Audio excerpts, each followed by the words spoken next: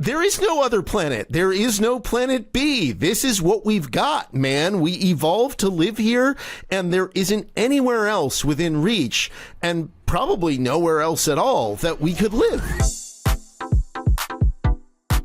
It seems like there's nothing more that tech billionaires are obsessed with lately than conquering outer space. Elon Musk, Jeff Bezos, Eric Schmidt, and other tech CEOs constantly sell a tech-enabled version of the future where trillions of humans are living in space, thriving on Mars, and being served by super intelligent AIs. But while these giants of Silicon Valley claim that their ideas are based on science, the reality is these are fantasies built on pseudoscience and delusion. Adam Becker is a physicist and journalist, and he's the author of the new book, More Everything Forever: AI Overlords, Space Empires, and Silicon Valley's Crusade to control the fate of humanity. His book breaks down Silicon Valley's unrelenting obsession with escaping death, building AI, and creating limitless growth. But what I found so interesting is how expertly he dismantles the idea that we're going to go to Mars. This idea of going to Mars and living in space is a vision of the future that these tech billionaires are currently leveraging to amass massive amounts of power and wealth. So today I'm really excited to have Adam break down from a scientist's perspective why all of this is such complete nonsense, how Mars became this complete fixation for the ultra-wealthy tech elite, and what we can actually do to make life better for all of us here on Earth. Adam, welcome to Power User. Oh, thanks for having me, Taylor. It's great to be here. So, Adam,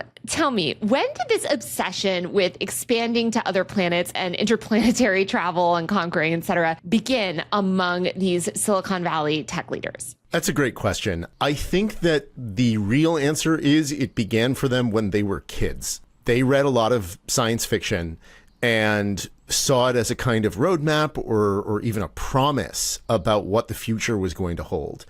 And that's not what it is at all. That's not what science fiction is. Science fiction is, it's a genre, right? It's a genre of writing and TV and movies and whatnot. And it's not about predicting the future any more than like murder mysteries are about how solving murders actually works. But at the same time, I guess when I think about science fiction, or I think of some of the most sort of compelling science fiction entertainment franchises, I mean, you mentioned Star Trek versus Star Wars in your book. In all of these visions of the future, humans have expanded beyond our planet. And it is this sort of fascination. I mean, we all look up at the stars at night if you can see them. You don't live in a big city like us. I mean, I think you're right that it probably kind of started when they were young. But when did it really start to manifest in the products that they were creating and the investments that they were making? Because I feel like a lot of these people got famous for things like Amazon. It did not start off with interplanetary travel. Yeah, absolutely. No, Jeff Bezos did not start off his, empire with interplanetary travel. Neither did Elon Musk. I guess what I mean when I say that it started with them as kids is with Bezos and Musk in particular, it's very clear that it's something that they've been interested in their entire lives, even though it's not how they first started out making their money. Bezos was talking about this stuff when he was in high school, and we know that because he gave a speech about it. And so I think, in a way, it's always been there. It's always been sort of lurking under the surface, even before they started explicitly pushing for space, that, Bezos and Musk have always wanted this, and they're not alone in this. And it's also something, they're not particularly original, right? It's not like Bezos and Musk came up with the idea of space colonization. This is something that has been in the American psyche, for decades, if not a century, right? There's a reason it was in the science fiction that they were reading. And that goes back to things like, this American idea of the frontier and this European, notion of colonialism and this idea of, okay, maybe space is the final frontier and maybe we can do a colonialism again in space. And the fact is that that's not going to happen. So when do these colonial beliefs and, desires start to really manifest in the products that they're developing and the investments that they're making? So with Musk, it happens pretty quickly. With Musk, he is one of the co-founders of PayPal. He has this startup that kind of gets eaten by PayPal. And that gets him his first, big bundle of cash, aside from the stuff, that he got from his parents. And once he had that, he immediately goes off and starts SpaceX because he is obsessed with this idea of colonizing Mars. And it's always been there with him pretty pretty out in the open. With Bezos, it didn't really show up in a serious way until he founded Blue Origin, which was in 2000. And that, made it clear what he had been after for a while. Again, he'd been talking about this stuff in high school. But if you go back and look at stuff that Bezos was saying when he started Amazon, right now, Amazon is the everything store, but Amazon started out with books. And if you go back and look at what he was saying when he started Amazon, it's very clear that Jeff Bezos does not have any great love for books in and of themselves.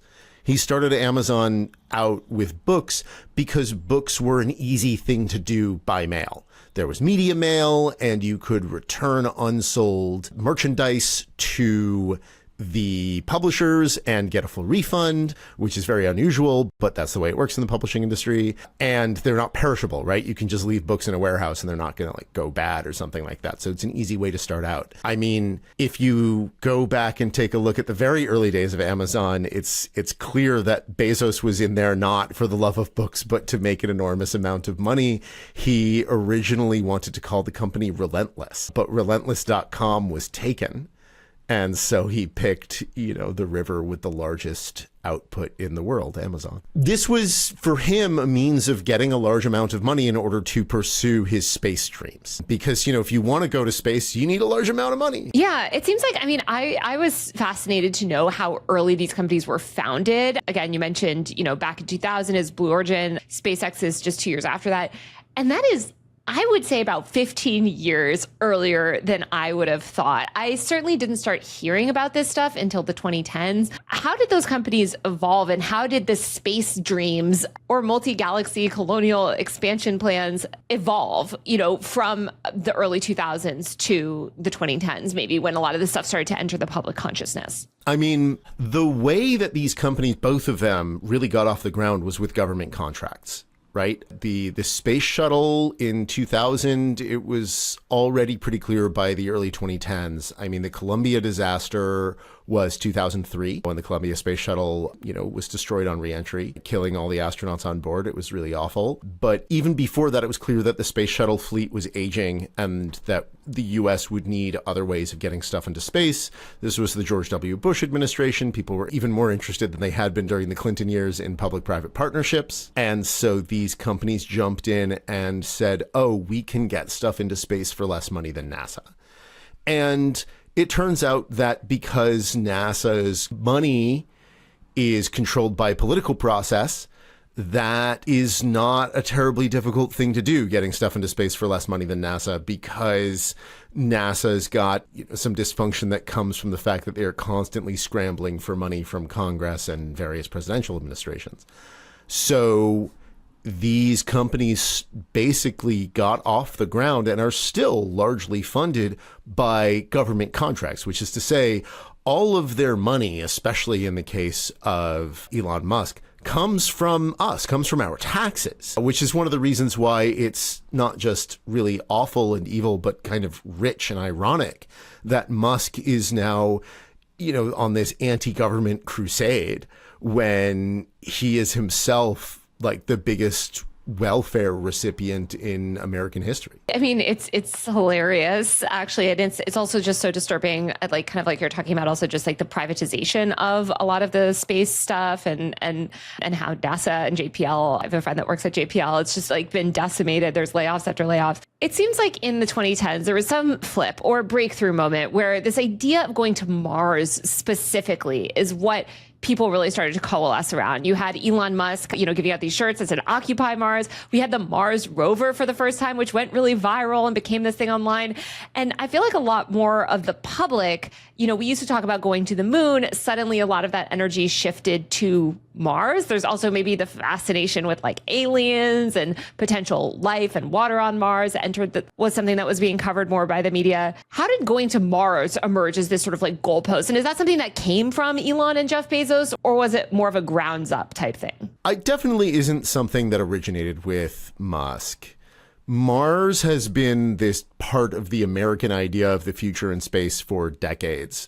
I mean, NASA landed the first probes on Mars in the 70s. The first Mars rovers were not in the 2010s. The very first Mars rover was in the 90s. And then the first serious Mars rovers were in the 2000s, not the 2010s. Then there were more in the 2010s, absolutely. But I feel like it went viral in the 2010s. That's when we really started, maybe with the video content, it just started to spread more online. I think in a way Musk was kind of like a lightning rod. There had been this idea of Mars in the public psyche, but Musk was like a focal point for it. The idea was Mars would happen eventually, and then Musk sort of broke into the public sphere really in the early 2010s as he started accumulating way more wealth and power and started saying, no, Mars is happening. It's happening now. I'm going to be the one to make it happen.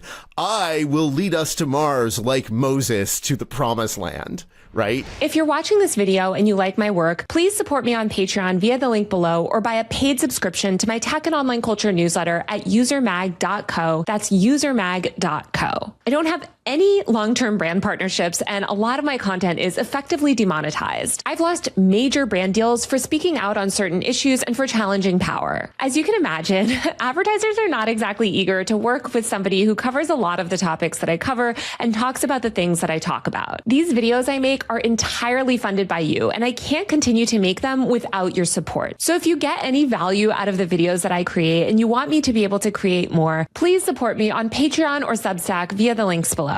On Patreon, I do bonus episodes, monthly Q&A live streams, and post frequent updates about my work. My Substack newsletter gives you a bi-weekly roundup of everything that I'm seeing and reading and paying attention to online. You can also get my newsletter on Patreon. Once again, the links to everything are below in the description. Every dollar of your support makes such a difference. I feel like also what Elon did, and then sort of Jeff Bezos later with the consumer space travel, is space always seemed like this thing that astronauts and scientists would go into. And it's the frontier, and everybody's kind of, scared of it as well, because you have to be really qualified and trained for years to go there. And I feel like what these billionaires did is say, actually, this is a consumer product, or this could be a consumer experience. You, the consumer, can take a space flight soon, or Elon Musk will go to Mars. Maybe you will live on Mars, and it's sort of made it accessible almost, where people started to think, oh, maybe I could live in this futuristic society. It kind of lets you put yourself in that vision. They were definitely into that. I think they weren't just selling space as a consumer product. They were selling a particular vision of themselves, right? Musk and Bezos, to the public as, we are the people who will lead you to the stars. Don't you want to go to the stars? That's where the future is.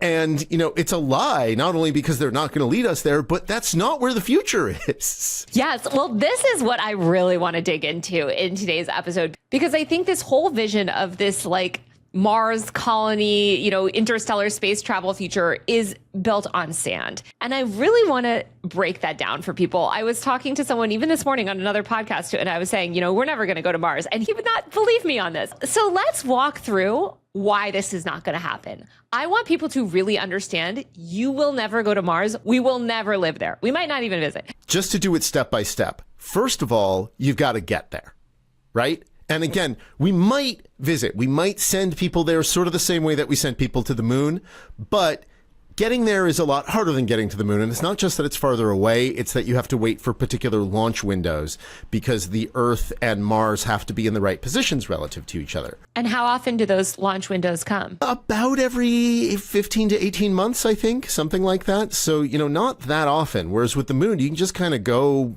basically any old time, certainly, several times a month at least, because the moon orbits the Earth. Okay, so the launch issues are, automatically slow the timeline down. And it takes a lot of time to get there. To get to the moon takes about 3 days. To get to Mars takes about 6 to 9 months, which is quite a bit longer. And what would that 6 to 9 month journey look like for the people on board? Well, you would have to spend a lot of time dealing with the two most dangerous parts about deep space travel, which is long-term exposure to zero gravity means that you're going to lose muscle mass and bone density, which is going to be a problem when you get back to a planet with gravity like, Earth or Mars or whatever. So you're going to have to spend a lot of time exercising in really cramped quarters because, of course, the spaceship is not going to be big. You need it to be small in order to be able to send it at all. And you need to make sure that you don't get exposed to massive amounts of radiation, because here on the surface of the Earth, we are protected from all the radiation in space, which comes from both the sun and deep space, by our thick atmosphere and our strong magnetic field. There isn't any of that in deep space, and Mars doesn't have either of those things either. And so you're going to be dealing with a lot of radiation on your way there, while you're there, and on your way back. And that's going to just be a continuing issue. So that's a problem. Yeah. So it seems like, I mean, just physiologically, humans might not be able to, achieve this feat, certainly not very easily. I mean, the radiation stuff aside, I'm curious, like, has anybody ever lived in zero gravity for 6 to 9 months? Like, do we have any sort of, like, have we done this testing on animals? Like, is there any sort of idea of what that could look like? So zero gravity for that long is something we've done. We've had astronauts on the space station for that long, and they're in zero gravity. They don't have to deal with the radiation as much because they're above the atmosphere, but they're still inside Earth's magnetic field. So they've still got about half of the shielding from radiation that we've got on the surface of the Earth, which is not bad. So we know how to deal with that. But, when they come back, it's not really easy for them to walk. They have to spend a lot of time exercising up there. But this is not even close to the biggest problem. I mean, it might not even be the biggest problem on the way out, right? You've got all those people, because you're going to have multiple people on this trip living in close quarters. And yeah, they do that on the space station too, but the space station's way bigger than anything that we would be sending to Mars. So you've got all those challenges, and that's just before you get there. Once you arrive, if you want to go to Mars and stay, not just plant a flag and turn around and go home, which would be difficult enough. If you want to go to Mars and stay, you have a lot more problems. Yeah, let's talk about some of those problems, because to me, this stuff is the most compelling. Because like you said, maybe we do get there somehow. Maybe we shield ourselves from radiation. We figure out, how to allow people to exercise 24/7, live in these close quarters for 6 to 9 months and not completely lose your mind. What are some of the first problems you're going to encounter if you're trying to establish some sort of Mars colony? So you're going to run into a lot of problems. The first problems that you're going to run into are that the gravity is still really low there. And so, you're still going to need to get a lot of exercise in order to deal with, muscle mass loss and bone density loss. And there's no air on Mars. They're not to speak of. Like there's something like less than 1% of the atmosphere on Mars that there is on Earth, and there's no oxygen in that atmosphere. And so you're going to need to bring equipment to do chemical reactions to get oxygen out of the rocks on Mars there, or bring a lot of oxygen with you. It's just going to be very, very challenging to get breathable air and the water that you need. And then you've got the problems with radiation, and you've got the problem that the dirt on Mars is toxic. And so, one way to deal with the radiation problem is maybe you tunnel underground, build some sort of pressurized tunnel system, and then you don't go on the surface very often. That sounds really grim to me, but maybe you could do that, except for the fact that because the dirt is toxic, you are going to be exposed to a lot of toxic dirt when you're building something like that. And of course, you got to do that in spacesuits. Well, how toxic is the dirt? I mean, if you're in a spacesuit, it's not like the dirt would get in the spacesuit theoretically. So what does it matter if the dirt is that toxic? Well, it's not going to get in the spacesuit, but it's going to get into the environments that you build for yourself on Mars, and you can't spend all of your time 24/7 in a spacesuit. And it could stick to the spacesuit. You're going to have a hard time getting it off of the spacesuit, getting it out of everything. It's very fine dust. And so it'll be there, and it'll get into your water, it'll get into your food, and it'll get into your body. You talk about in the book that this realization of the toxicity of the dirt is what breaks the whole kind of mirage for you, where you're like, okay, this is actually just like a kind of potentially insurmountable. Like you mentioned, like just the dust is so insanely toxic that there just would be almost no way to avoid it and people would die. It's not even the biggest problem.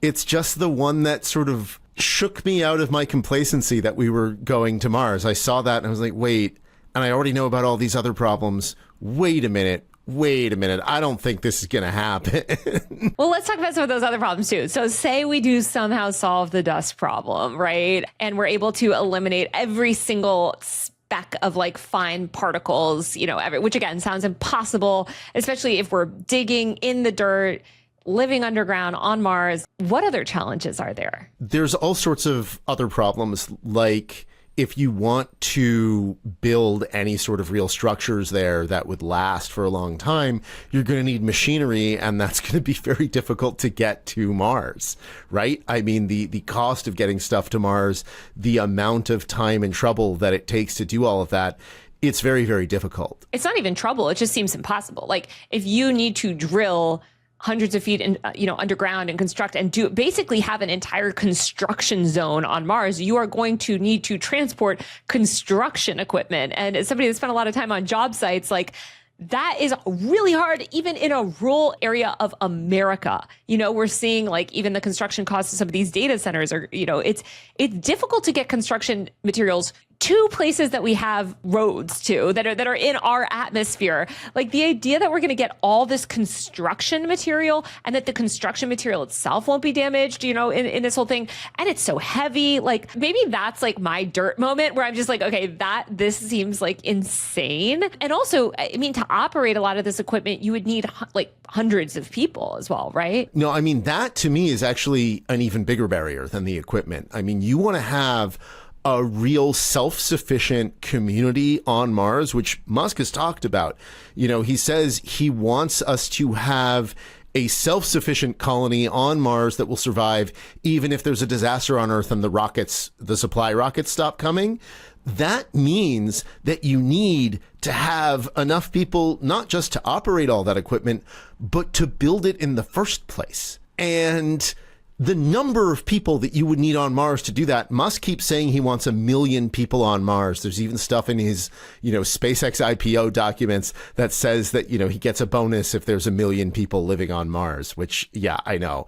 But that is not enough, as it turns out, because you would need an entire independent high-tech economy on Mars. And the number of people you need to do that is somewhere on the order of like 500 million or maybe even 1 billion people on Mars. And people can't have babies on Mars, right? Because of the lack of gravity. Yeah, that was the next thing I was going to say. Yeah, exactly. We don't know. It may not be possible to have babies in Martian gravity. Martian gravity is about 1/3 of what we have on Earth. We do not know what effect that has on, conception, gestation, birth, and, development of fetuses in the womb and children once they're, out in the world. We don't know what that does to them. We don't know if it's survivable. Right, because of course kids' bones are growing and gravity is really important to that. And also it's just like so much of these ideas of going to Mars too, it sounds like people just have to be exercising 24/7 to like constantly not lose their like muscle mass and like bone density and everything.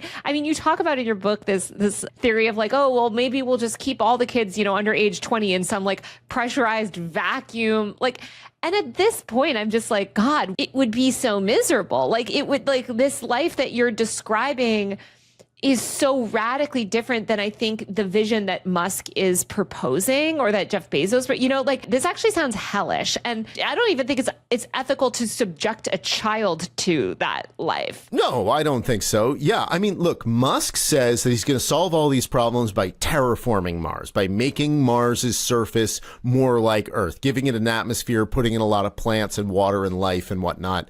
That would be cool. You can't do it. Tell me why you can't do it. Yeah, so like Musk says he wants to do it by melting the Martian ice caps, but there's just not enough stuff in those ice caps to give Mars even close to enough atmosphere. I mean, like, to give you an idea of how bad the atmosphere problem is on Mars, you would, if you were on the surface of Mars without a spacesuit on, you would asphyxiate while your saliva boiled off your tongue. So that's bad. You would need to basically bring in massive amounts of air and water in order to make Mars a place that you could live on the surface of without a spacesuit, even temporarily. And there's not really a good way to bring that stuff from Earth in the quantities needed. You would need to do something truly spectacularly cosmic, like, get a bunch of comets to impact on the surface of Mars to bring in the materials on their surface. That is a project that is probably not within the technological reach of humanity for centuries, if ever. It's just not a thing that's going to work. Yeah, to like attract the right comets with the right materials. And then also like the impact, of course, that would cause. Like, it seems delusional, a lot of this stuff. I think it is delusional. And you could build a research base on Mars. Probably. Like I say this in the book, it is probably possible. Like, we don't know whether or not you can have kids on Mars without having them in like a centrifuge for, 24/7. We don't know. But you could probably have like a research base with adults on Mars. That's probably something possible with existing or near future technology. But, what would it be? It would be a few dozen people living in tunnels underground that never really go outside. It would be incredibly depressing. And one of the things that I think I really want to impress upon people is a lot of people say that they want to go to Mars, that it would be cool to go to Mars. I think that they don't understand what it would mean to actually go to Mars. It would be really, really awful. Like, you don't see people lining up to volunteer to live isolated alone in the Antarctic tundra. And yet that is so much easier than living on Mars. Yeah, that's a really good actually sort of like comparison. And also, yeah, like the Arctic tundra, it's our atmosphere. And you can see the sun. There's air. Yeah, exactly. You can breathe. Yeah, maybe you'll see a penguin. It actually sounds so arrogant and egotistical to me. When you really start to break it down, you really start to think about it. And sure, I'm sure there's like fantastical theories all over of like, oh, how we'll address this and address this and address this. But as you mentioned, like at a certain point, you run up against scientific reality. And yet this vision persists. I mean, you mentioned in the SpaceX IPO, which is about to be in all of our 401ks, Elon Musk has this clause that he'll get extra money, right? If 1 million people get to Mars. Like, he is, I feel like, really mainstreaming this into the public consciousness along with the help of people like Bezos, et cetera. And it seems really dangerous to me. Like, it's like we're really selling people this like lie. No, I think that's right. It is a lie. And it's a lie. Again, it doesn't just sell people Mars. It sells people Musk, right? It sells Musk as a savior and gives him a perfect excuse for all of the stuff that he wants to do. There's all of these safety violations and alleged safety violations that have happened at Musk's, various industrial sites for SpaceX and Tesla. And the reports that have come back from people who worked there all, pretty much say the same thing, which is that Musk keeps saying, no, we have to ignore this stuff and keep our eye on the ball. And the ball that we're keeping our eye on is getting to Mars. Mars has to happen before Earth dies. It's like, okay, first of all, that's not going to happen. And second, what do you mean before Earth dies? Like, this is to me one of the craziest things. And I guess I talk about this in the book too. Musk says, oh, what if an asteroid hits Earth that's as big as the one that killed off the dinosaurs 66 million years ago? And the day that happened, which was the worst day in the history of complex life on Earth, that was a nicer day than any day on the surface of Mars ever. And we know that because mammals survived. I also think it's just so insidious of him to frame it that way at the same time that he's building things like Colossus, his massive gas-powered data center project that is polluting the atmosphere at, just skyrocketing rates. It is an ecological disaster. Like, he is part of, the acceleration of the collapse of Earth. He is helping to decimate our atmosphere, here, while selling everybody on this sort of like utopian vision of Mars. Yes, I think that's exactly right. And I think there's this very sort of disposable logic at work there where like, oh, we can just use up Earth. And then when we're done, we move on to the next planet. And first of all, what are you, a locust? And second, there is no other planet. There is no planet B. This is what we've got, man. We evolved to live here, and there isn't anywhere else within reach, and probably nowhere else at all that we could live. Well, it's also like, we could fix this planet. Like, for all of this investment, all of this like technological kind of investment and advancements and all the money that's being spent on, again, like going to build some tunnel colony in Mars, we could fix Earth. And I feel like he's almost writing Earth off. And I feel this way with Bezos too. It's like they've almost mentally like already written off the planet. And I think it also sort of manufactures consent for these data center projects, for all of these other sort of like unethical ways that they're destroying, I think Amazon has greatly contributed to just the rise of like fast everything, and overnight delivery and expendable products, etc. All of this is what is killing our planet. And they're not seeking to innovate, our way out of any of that. No, I completely agree. And I think that this idea of what the future looks like, that it inevitably involves colonizing space, that it inevitably involves advanced AI that will somehow solve all of our problems, is something that makes it seem like we have no choice in the matter. Both Musk and Bezos talk about how either we have to go out into space or we're going to die. Well, Musk says we're going to die.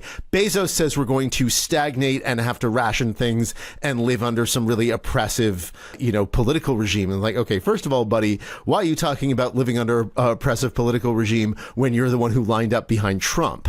But second, no, we can all live here on Earth and make this place a paradise.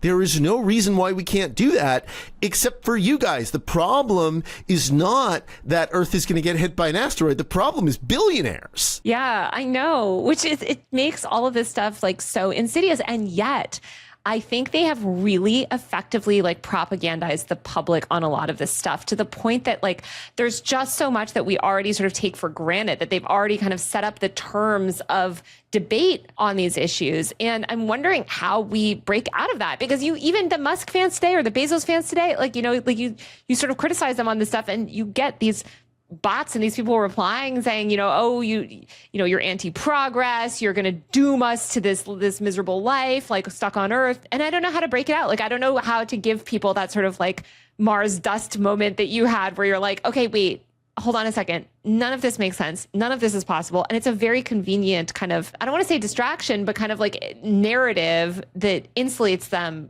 from accountability here on Earth. I mean, this is why I wrote the book that I did, right? I wrote that book. I wrote More Everything Forever in order to break people out of this stuff, right? Because not just narratives around space, but also narratives around AI and the singularity and whatnot that are also tied up with all of this, billionaire depiction of the future. And I don't have a better answer than that right now. If I did, I would have done that. Everyone read Adam's book. Yeah, yes. I'm trying, but yeah.